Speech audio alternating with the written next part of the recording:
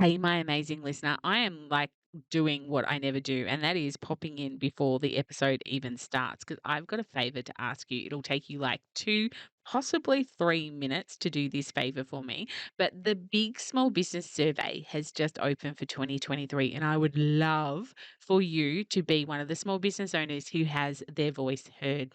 You can go to all the W's, the big small business survey.com, and you can fill out the survey there. I'm doing the survey with some other amazing humans in the business space here in Australia, including Dale Beaumont, Andrew Griffith, David Jennings, and of course, Katrina McCarter. So, all five of us would really appreciate you taking the time to go to the big small business survey.com and filling out the survey.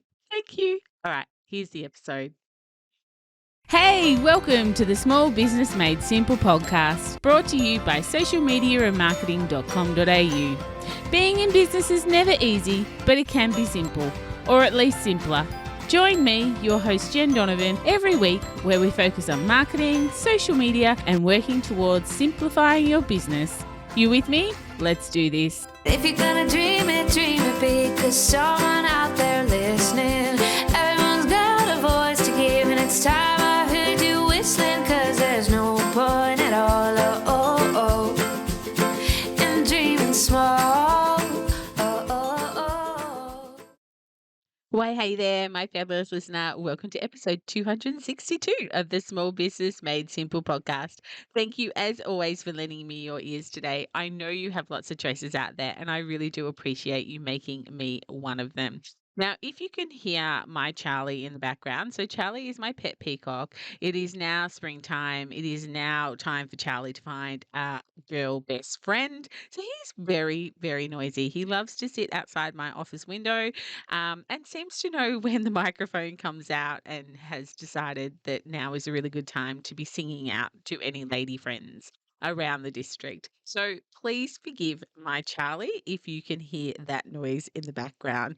Otherwise, you may hear tractors, trailers, farmers. It's a very busy time here on the farm, being spring, hay season, and harvest coming up. But these are the joys of producing a podcast when you live on a farm. So I hope the background noise does not annoy you too much, but might give you a tiny little insight into my daily life. Of course, today's going to be a really great episode. I've got a wonderful guest coming on. Her name is Jessica Osborne. For those of you playing at home, you may or may not remember she was my guest way back on episode 72. But she's back today, and we're talking about raising prices without losing customers. It's a fantastic conversation. Can't wait to share that with you. But before we get into that, a couple of things. First of all, did you have a chance to listen to last week's episode? It was an episode where I talked about generational marketing. So, marketing to the different generations like Gen X, Gen Y, baby boomers, etc., etc. It definitely created some really great conversations in my community of listeners. I've had some interesting emails and DMs all around generational marketing. So if you haven't had a chance to listen to that one, do back and listen to episode 261. Of course, a big shout out to this week's sponsor, which is Turn Back Time Radio. Neil Butler is a good friend of mine, and he has a voice for radio. And of course, his radio station is amazing, but I'm going to let him tell you a little bit more about it. Are you tired of listening to the same old radio stations, the same sound, the same tired jokes presented by the same voices? Then have I got some news for you. Turn Back Time Radio is here, playing the very best music of the past 70 years, 24 hours a day, 7 days per week. No ads and no presenters talking over the tracks. Just songs you know, back to back to back. You can download the free Turn Back Time Radio app for your Apple or Android device and listen wherever you go. And unlike the streaming services, it won't cost you a single cent to listen. Free to listen, songs you know, uninterrupted 24/7. This is radio as it should be. Find out more about Turn Back Time Radio on our website at www.turnbacktime.radio. Turn Back Time Radio. Great music, great times. It's radio as it should be. Thanks, Neil, so much for supporting. And of course, you can find a Time Radio at turnbacktime.radio.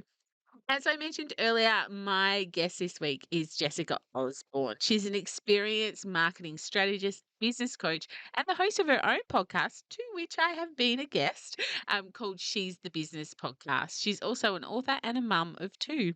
She spent about 20 years building successful business brands around the globe and then ditched her top executive job. Hands up, any listener who ditched their executive job or their corporate job and turned into an online business owner. She turned to the online business world to find flexibility and work life balance with a young family. After founding two online businesses of her own since 2010, Jessica found the key to having less work and more life, and compiled her strategies into basically a simple framework that others can do the same. Now, with regards to less work, more life, just want to add in here that Jessica is coming live to me in this podcast interview from her caravan. So she definitely lives her ethos that she teaches other people. She helps female coaches and online professionals magnetically attract high quality clients so that they have a fulfilling and wildly profitable business. Can't wait to share this conversation with you today around raising your prices. We are all in business to make money, so this is a really important conversation to have. I love all of Jessica's insights, as will you. So let's dig in. Hey, Jessica, thank you so much for joining me on the podcast today. Oh, thank you, Jen. It's so good to be here and chatting with you. We always have a great time together, so I'm looking forward to it. We do. Episode 72. So it was a little while ago that you Yeah. were on the podcast. But that was a great conversation that we had around naming your business because anyone who Mm. hasn't listened to episode 72, it was Jessica Osborne. Her business name is her name, whereas obviously I had named myself something different. But you must have put some trigger because I am transitioning into Jen Donovan as time moves on. So you were Aha. probably the winner of that discussion in the end for sure. Just triggered a little spark in there, but no, well Yeah, done. That's awesome. definitely. But for someone who hasn't listened to episode 72 and would really Mm. like to get to know you a little bit more, can you tell us a little bit about who you are and what you do? Yes, absolutely. So I'm Jessica Osborne. I'm a coach. Look, I say a business coach, marketing coach. I coach in the marketing space, but it's really about strategy. And I help my clients who are service-based business owners to really nail their niche strategy. And yes, everybody has a niche, whether you think you do or not. Really nail it. So you can actually step into that place where you're working at your highest value, which means that you're specialized in the area where you can be most profitable, that you love, that actually lights your soul on fire instead of making it feel like it's hard work. And what that means is obviously you can have a business that's more profitable, you can spend less time working. And I'm a huge proponent of less work, more life. And if you could see me now, you'd see I'm actually recording this from a caravan. We're driving around Australia for 8 months right now with my two kids, my husband, and I'm really a big person who loves to walk the talk. And it's all about less work, more life. And I fully believe that that's down to your business strategy and how you design it. It's, you can literally make anything you want happen if you want to. And so, yeah, that's really what I do, help people to design their business that they would love to have, that gives them the revenue, the income, the fulfillment, the excitement that they really want. Yeah, less work, more fun. That sounds like a really great. I hope that's written on the back of your caravan. For everyone who follows you gets a little bit of a nudge. I should do that. Hashtag less work, more Yeah, life. that's it. That's So, it yeah. for sure. Mhm. Oh goodness. So you really to me, you are that niching queen, someone who talks a lot about that. But as we were talking about prior to pressing record, part of niching is that knowing what you're worth, having that, I guess, Mm. pricing strategy, or not really part of niching, but part of having a successful niched business is Yes. that. So Mm. that's obviously something that you talk about. Can you give us a bit of a context of, niching and then pricing and how that looks inside, I guess, your head or your business? Yeah, absolutely. Oh, where do I even start? I love this.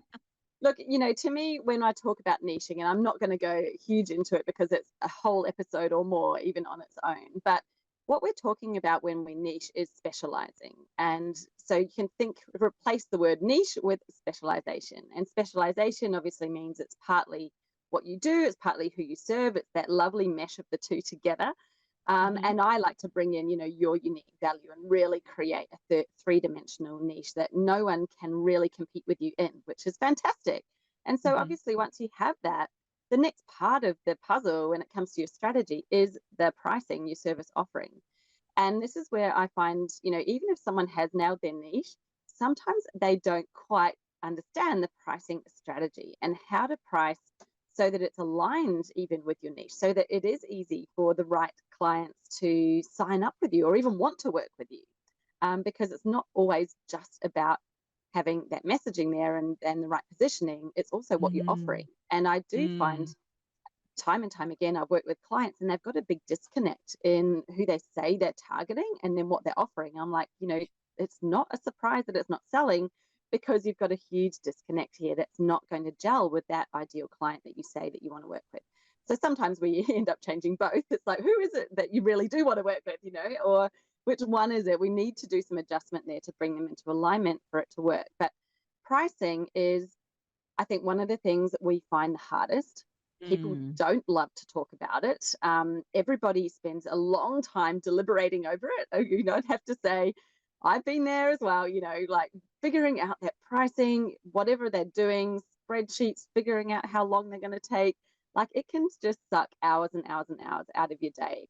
And women, I think in particular, tend to undercharge. And I really am passionate about changing that, because there is so much behind this. There's so much that we've brought into it that's actually nothing to do with our business right now, nothing to do with our value. And we're bringing in all of this preset, thoughts and ways of being around pricing that's causing us to undercharge. And I think we need to get rid of that so that we can really charge appropriately for the value of what it is that you're providing.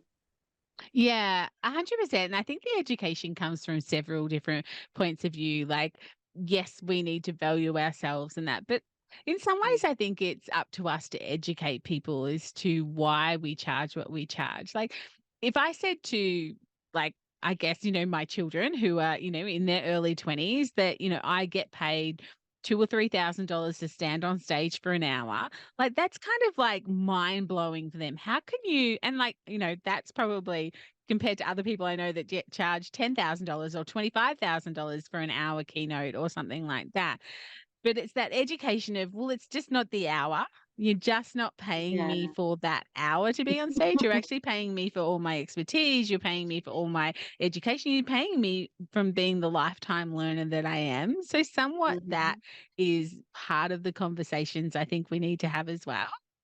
Yes, absolutely. And I think that this is often come from our experience that we all have as being an employee. Like, we've all grown up, we've probably all had a job. I think maybe there's been a few unicorns who have come out and just started their own business right from when they were kids and they've never worked for anyone else. But most people have worked in you pay me for my time. Like, I do this many hours and I get paid this much. And it's a very much this time-based, pay for time thing that we've grown up with. And it's a really hard thing to get rid of and to kind of start thinking differently too, because we've lived and breathed it for so long. And that's where, I find, like you said, that, you're standing on stage for an hour and you're getting paid this much. It's like, no. There's a lot more that goes into that. Like, what even about just the preparation for that time that you're on stage? How long do you spend creating that presentation, practicing it, researching the audience? Who are they? Who am I speaking to? What kind of things would be relevant for me to share with them? Like, it's not like you're getting up and regurgitating the same thing that you say over and over again to different audiences. It's like, no, each one, a really good speaker who's paid to speak would know that, I'm getting up, and to me to connect good presentation, I've got to connect with that audience. So there's so much that even happens just in that one instance, let alone, as you said, all of your experience that leads you to have the stuff to talk about and to be able to take them on a journey. So that's where it's like you can blast away that 1 hour of you on stage. It's way, way more than that. And, what is that even worth? Well, who knows? How can you even can't put a time frame on it, but you can put, well, what do I feel good about being paid to do this? Mm. What do I feel like I am valued to do this, and that I'm excited to be paid, and not resentful of how much effort it's going to take me to go and present there. And so there's a difference there. So it's sort of, coming to that pricing piece, is it's not about your time. It's actually more about that alignment, energetic alignment, with you getting up and feeling like, well, yes, I feel really great that this person is going to pay me this amount for my time. I don't feel like it's too much. I don't feel like it's too little. It is the right amount for me. And that will obviously Yeah. always change as well as you get older, as you grow, as you even bring more to the table. Yeah, I think so. I think so for sure. I've definitely been known as someone who has been asked for a quote, and I've written the figure and pressed send before I can change my mind. It's just like, "Ooh, that feels like a really big figure," but anyway, and they've more often than not come back and said, "Sure." You're like, "Oh, okay."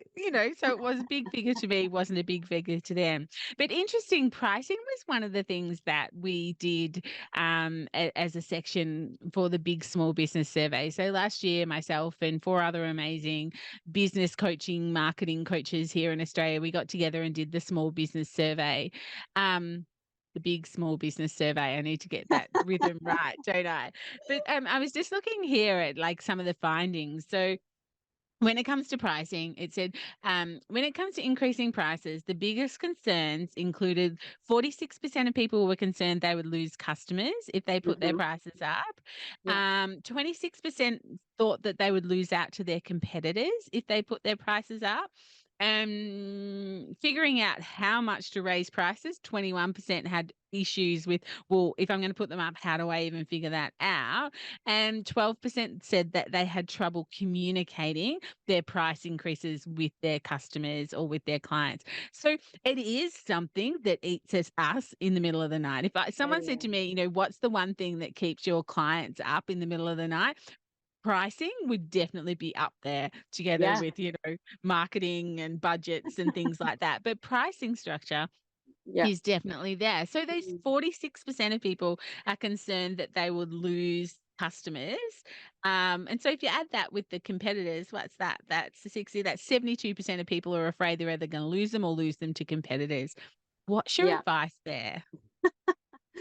It's crazy, isn't it? And like the Yeah. first thing that happens as soon as somebody doesn't buy is we tend to go, it's the price, right? That is our automatic default. Brain will go straight away, I'm going to make that mean that the price is too high. And so what tends to happen then is we start thinking, well, what are other people charging? Going out there to the market, looking at thinking I've got to be competitive, and that means pricing lower. And this is where, I'm just going to come out and say it, that, if you're in a service-based business, this is for you more so than the product-based. But it is not any of your business what anyone else is charging. And what they're charging has absolutely nothing to do with you, because you are not them, they are not you. You're not apples on a shelf. You're not in Woolworths going, well, which apple will I buy? They're both apples. They're both going to give me the same kind of thing. Like, maybe not Granny Smith versus Pink Lady, they're a bit different, but like it's nothing to do with the price. And so where we think, wow, we're going to lose clients, or my competitors, that a competitor instead. If you're in a place where you're honestly thinking that your customers are buying from you because of your price, then you've really got a lot work to do in your marketing strategy. Because if they're seeing you as cans of baked beans on the shelf, that they're just choosing which one is the cheaper one, then there's really no value there that you've built. There's nothing that they're choosing you over and above. But I would have to say 9 times out of 10, this is not the case. This is just what your brain is telling you is going to happen. And it's not about your price, whether they choose you or your competitor. It's so much more about the right fit, the right energetic fit, the right relationship. You've got the experience, you've got the understanding of a business.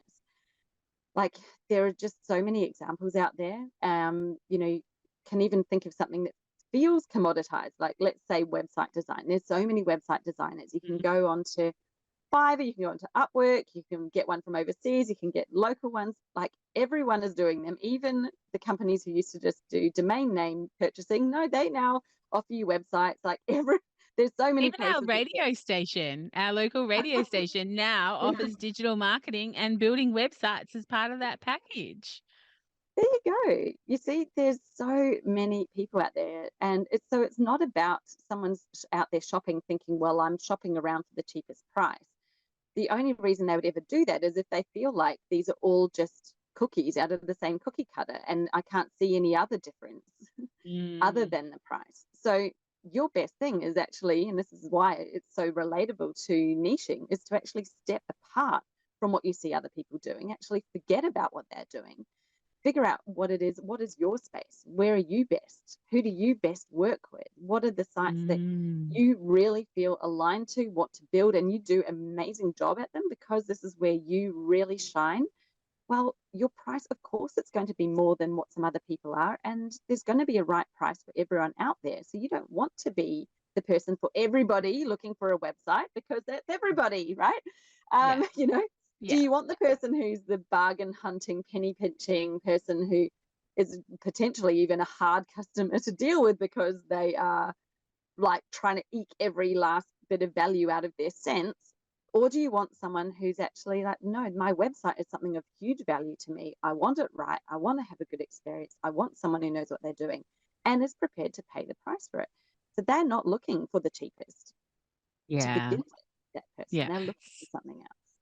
Some customers are really great ones to give you to your competitors. I learned that very early in business. But some customers, you're like, yeah, please go to my competitors. We aren't a good fit at Yeah, all.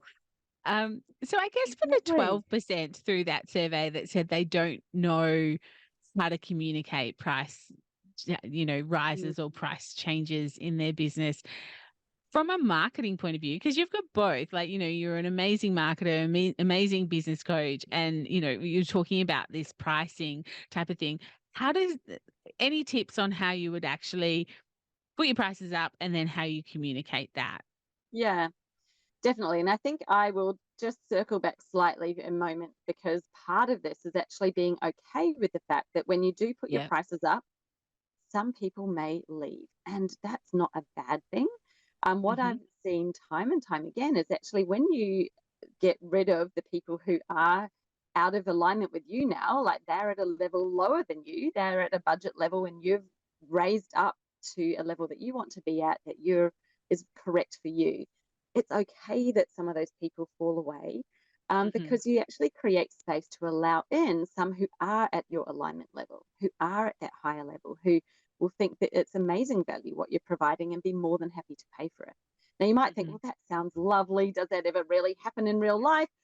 I get it. But yes, it does actually happen in real life. I've seen this time and time and time again with my clients who've, had a full load. They've been at capacity. They're not earning what they want to be earning. And when we've done the pricing, they're like, oh, well, some people aren't going to like this. I'm like, well, you put it out there. It's their choice. They can Hmm. choose to stay. They can choose to leave. Either way, you're happy because you don't have any resentment for what you're getting paid anymore. And the funny thing is, often I get a call or an email like a day or two later going, oh my God, guess what? That client left, and I've just had a call with my dream client and they're signing up. And it's like, see, all you had to do is create the space and you get the Hmm. right ones in. Now, yes, it may not happen the next day for you, but for me, I firmly believe, I've seen this happen so many times. I'm like, it's okay. Get rid of the dead weight. Get rid of the ones that aren't the right ones for you, because why are you holding on to them anyway? They're probably not the people that you want to be working with, right? If they're not prepared to Yeah. pay you what you think you're worth, then they're not the ones that you want to hold on to. So Yeah. then you ask, how do you actually communicate a price rise? Well, look, there's many different ways of doing it as well. So there's not just one way. It's not like, well, I just have to do this price and this is the only way to do it. I think really I love to always look at, well, what is your business? How does it work? What would feel the right thing to you to do? And sometimes you might raise prices for new coming in and retain Mm. clients on what they're on, especially if you've got a finite agreement. So with Mhm. me, with my business coaching, people aren't just signed up for their whole life forever and ever more. It's like, well, there's a time frame on it. So whatever they came in at, that's what they pay when they finish. Yes. If they want to come back or do something new in the future, hey, the price might be different because then they come again. So it's, for me, it's always just with the new, which means that I don't go out to people saying, oh, well, you signed up to this and now you're going to pay that. But that's a choice that I can make. And I know that sometimes when you run a retainer kind of arrangement with clients, that maybe you've had a client for years and years and years, it's different because it is ongoing and you want it to be ongoing, maybe if they're the right client. So then you do have to communicate it, and that's a different kind of process. So you could think, well, right, well, what is it about this? How do I share it? What is it that we're really afraid of? Are we afraid of saying, hey, by the way, we've done some working and the price for this service is actually going to go up by X amount? Is that really bad? Should we feel guilty about that? Like, everything in our lives is going up. Housing, food, petrol, like everything's going up. Why would your clients expect you to not raise your prices, especially over whatever period of time it is that you've been working with them? Because I think most people who've got this problem have probably had the client for a year, 2 years, it's like a long-term clients, and you're afraid of raising prices. Well, I would think they would be expecting it at least once a year, because that's, you work at a job, you get a pay rise once a year as CPI goes up. Just like detach from the meaning of it and actually be like, hey, you know what? This is what it is. You can, if you really want to, and you've got some client that you really want to hold on to and you know that it's going to be a struggle for them, hey, well, again, it's not just option A or B. Think of option C. What if you said, well, for this one, I might do an incremental increase. So it's not just bang 1 month a jump, but it's like, it's just going to go up by a little bit each month until you get to that level. Like, I don't know, you figure out, because you're in charge, this is your business. There are no rules around it. Like, figure out what feels good to you and what will work for you. But I think the main thing is to be confident about it, to not feel guilty, to not be apologetic, to actually just be like, no, this is what it is, because that's the value of it. And if they really, really don't like it, then they're not the right client for you, and they're not worth holding on to. Yeah. And some really great points in there. It is your business. You do get to make those decisions, and you do get to say what you would do. Like, not everyone has to be the same price. It's different for e-commerce. I get that, but I think e-commerce in some ways have got it a little bit easier. Depending on what the price rise is. But sometimes, if we're just buying a product, we just buy the product. We don't really realize that products prices are necessarily going up, if it's a small sort of incremental change. But I think it is that consumer expectation that everything else is going up. So it's kind of like, well, I expect that to sort of go up. But on the reverse flip of that, everything is going up.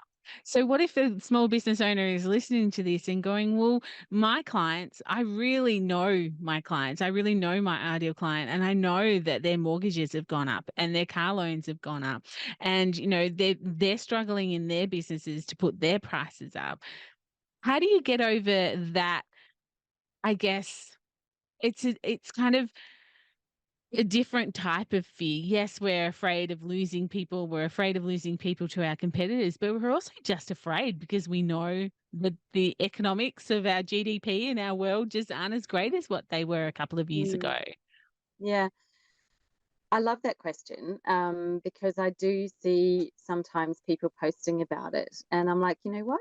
Your perception on that is all about what you tune into and what you choose to listen to. So you can tune into all the negative Nancy news going on about how terrible it is, or you can walk down to, I don't know, like pick your Toorak, Broadbeach on the Gold Coast, go into just go and watch all the people splashing their cash around and go, well, where is this bad economic situation? Like, yes, there are some people who are struggling. I'm not going to say there aren't. There are people who are struggling, but there are plenty of people who are not at all. And so it's about what you choose to see in your vision. What are you focusing on? And, I'm going to kind of take this a little step further, because I work with quite a lot of coaches and especially people who are in a life coaching sort of business, where they're really helping someone out of a tough time, whether it's, I've had some who work with grief people, and people who are going through grief and processing it, and all sorts of other really difficult personal circumstances. And so they work with people who are have difficult circumstances. Maybe they're in the process of going through grief. They might have some, it might be more on the psychology side and be processing trauma and all sorts of things. And I think that as the business owner, especially again, us women, tends to feel like we take on almost responsibility for our clients, and that it's our responsibility to help them. And, yes, you are helping them through that, but their financial situation is not your responsibility. You do not have to make yourself affordable to everybody who needs you. And I know might sound like could be a little bit harsh, but it's not. That's not what your business is there for. It's not there to help everybody who possibly needs you. Your business is there to serve and to make an impact in the world, but it also is not a business unless you are profitable and you're making money. That money that you're making, it's not just about you. Again, it's not like, oh, well, I'm greedy and I just want to have all the money. It's not that at all. It's like your business is there to serve you and to serve your family, but it's also paying contractors. You're paying for software, business services, all of the things that you pay out of your business, and that's going to other people. That's helping their families. That's helping those people's lives and the people then who they're paying to help run their businesses. You're just feeding the economy. So that price that you have, it's like we just need to detach from any guilt around, well, I've got to be affordable for those people. Well, actually, you don't, because there are people at all levels. Maybe you're now at a level that they may not be able to afford you anymore, and that's not your fault. You shouldn't feel guilty about that. That's just how it is. And yes, there'll be someone else out there who they can afford. Is it actually a matter of they can't afford it, or that they don't want to spend the money on it? And this is a lovely thing. I love to break down this little pricing mindset, shall we call it, because sometimes people say to you, I can't afford that. And it's like, but then what is it that they're comparing your price to? Because are they out there spending 3 times as much on something like, they might go to the hairdressers and spend hundreds and hundreds of dollars, and they're telling you that they can't afford to spend $50 on something. Or, it's usually very disconnected. And so anytime someone's saying I can't afford it, is it literally you do not have the money in the bank, or are you choosing to prioritize other things? And what is it that you're comparing this price to? So I've had people say to me before, oh, well, a lawyer, doesn't charge that. And I'm thinking, what has that got to do with anything? Like a lawyer, I'm pretty sure there are lawyers that charge a hell of a lot more than I do. So whatever your perception is about what a lawyer charges, they've got like one little number in their head thinking that's what it is.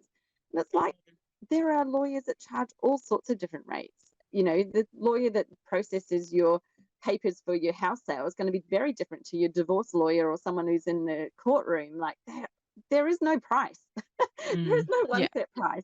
So stop comparing it to trying to compare it to something. And that's kind of a bit of a strategy I coach my clients through when they are doing their pricing, is instead of allowing them to find something to compare it to, you give them a comparison. Give them something that they can compare your price to. That is obviously better, logical and fair, but it's not something random, because your prospective client might suddenly compare it to, I don't know, their TV subscription for the month, or God knows what. Like they're like, well, I'm not paying that much a month. Foxtel's a lot less, or I don't know. Yeah. We are strange. Humans are weird. We attach Yes. unrelated things. And often someone might say to you they can't afford it, when actually it's like they haven't not got it in perspective, and or they're currently prioritizing something else they're spending money on that's potentially not as valuable to them. Yeah, or they can't afford not to. You won't pay me X, but what does it look like if you don't get this problem solved? What's that going to cost your business, or what's that going to cost your family or your life if you don't get it solved? Yeah. So my business model, and I know a lot of people's business models, if they feel that way, that they want to service people that can't afford them, then I have a couple of hours in my diary every month. I open 4 hours every month or 2 hours every month, depending on, what the month looks like. And that's when I take people who perhaps can't afford, to do a little half-hour call with them or something like that. So it's my way of going, well, if I really want to help small business owners, sometimes I want to help the people who can't afford to pay me what I'm worth. So I'm going to open a slither and have it that way. So if that really eats you inside, have a look Mm, at your business model. Can you work in that 2 hours a month or something like that, where that can fill your soul in that place where you think it's missing? Or have the referral strategy. When someone says, I can't afford you, that's perfectly okay. You know what? I've got this person, this person, and this person who are amazing, who might be more in your, yeah. your price brackets or something like that. So you're still giving to this person. You're Yeah. just not, taking them, no is not no. No is, here you go, I can help you in this way. So I think, there's ways around it, because I think as Mm. women, we do have this, we want to help everyone type Mm-hmm. of thought process. I don't know whether it's, that ingrained in us in our DNA. I don't Mm. really know. And not all women. But certainly there are a lot of women out there who do want to help, but also realize they need to be able Yeah. to be paid exactly what they're worth. Yeah. And that's again, another way to look at it as well. I love how you can have those couple of hours there where you do some pro bono. That's a really great idea. And then the other way is actually even looking at your own business and your service stack and how you offer your services. Well, is there a way that you could offer a lower level, more DIY, less high touch Mm. version? Yeah.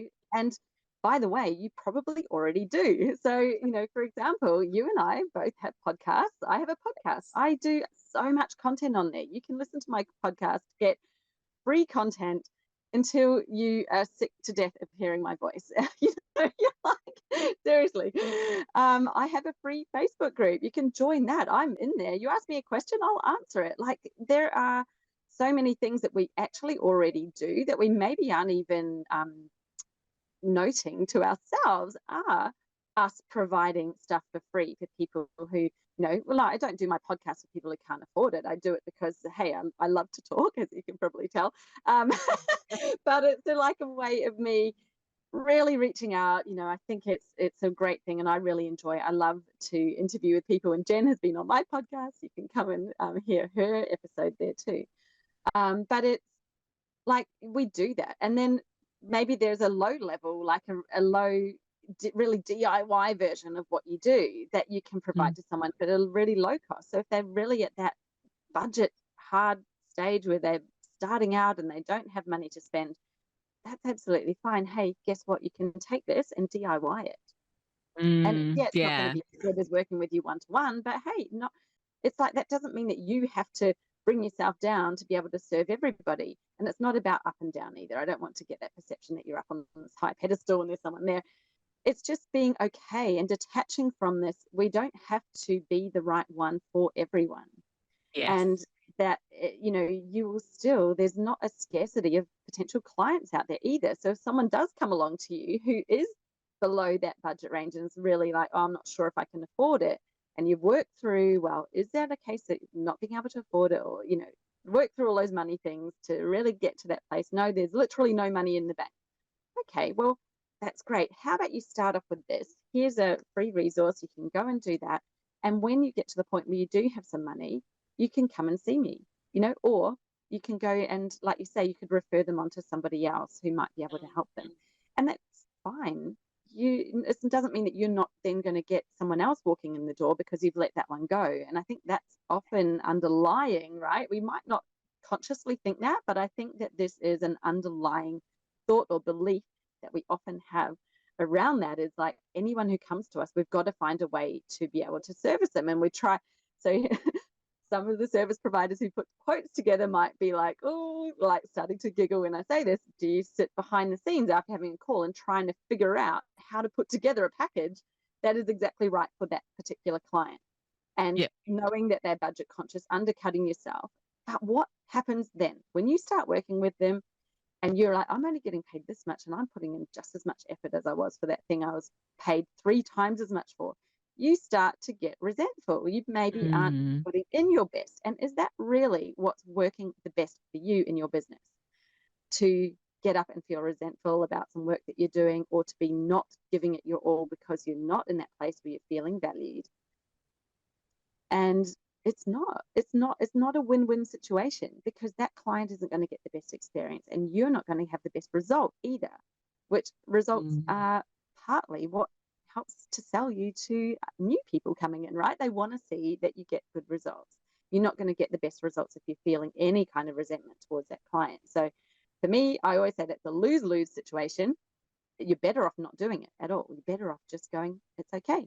I will release you. I'll let you go back out into the market and whoever else, or they can start with something free and you can scale them up when they have some money. But usually I find people do have the money, they're afraid to spend it. And that actually comes into something totally different. It's really, are you showing them the authority and the trust that they need, that you're the right person to help them, because they're holding on to that money and they're not wanting to let it go.